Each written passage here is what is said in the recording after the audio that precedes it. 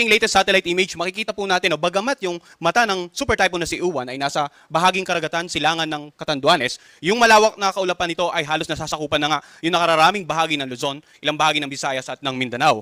Kanina alas 10 ng umaga, ang mata ng super typhoon na si Uwan ay nandito na sa may bandang coastal waters ng Pandan, Catanduanes. Taglay ni Uwan, ang lakas ng hangin, umabot hanggang 185 kilometers per hour. Malapit sa gitna nito, yung pagbugso naman, aabot hanggang 230 kilometers per hour. At patuloy itong kumikilos sa direksyong west-northwest sa bilis na 30 kilometers per hour. Kaya kung mapapansin po natin, may mga kababayan or may mga lugar talaga nakakaranas na ng masungit na panahon. In particular, itong mga lugar na halos napakalapit sa tinatayang matanga ng bagyong si Uwan.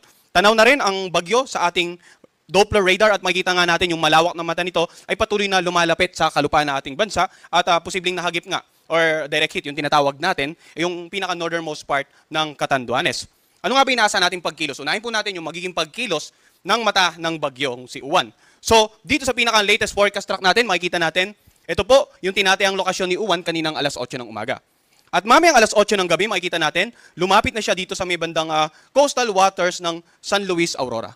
So generally, yung inaasahan nating landfall ay mamayang gabi or bukas ng madaling araw dito nga sa central portion of Aurora. At makikita po natin, center track hanggang sa makalagpas ng landmass, ano ba yung mga lalawigan na posibleng tumbukin ng sentro ng mata ng super typhoon na si Uwan. So dito po, makikita natin ito po yung area na yan, pinalaki ko lang. So posibleng after mag-landfall sa Aurora ay either dumaan or mahagip ang ilang lalawigan nitong bandang southern part ng Nueva Vizcaya, northern part ng Nueva Ecija, Pangasinan, and then itong La Union.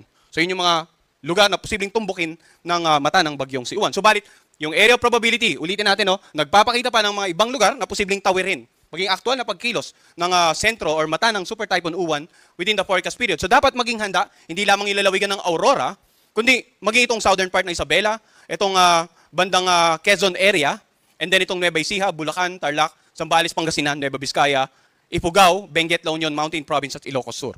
Dahil pinakikita ng area probability, yung iba pang posibleng maging senaryo once na tumawid ang bagyong si Super Typhoon Uwan dito nga sa kalupaan ng ating bansa. So, ulitin ko, ang posibleng tatamaan ay central part ng Aurora sa pagitan ng mamayang gabi hanggang bukas ng madaling araw. Subalit, yun nga, dapat maging handa yung mga lalawigan sa binanggit ko na nakapaloob po sa area of probability.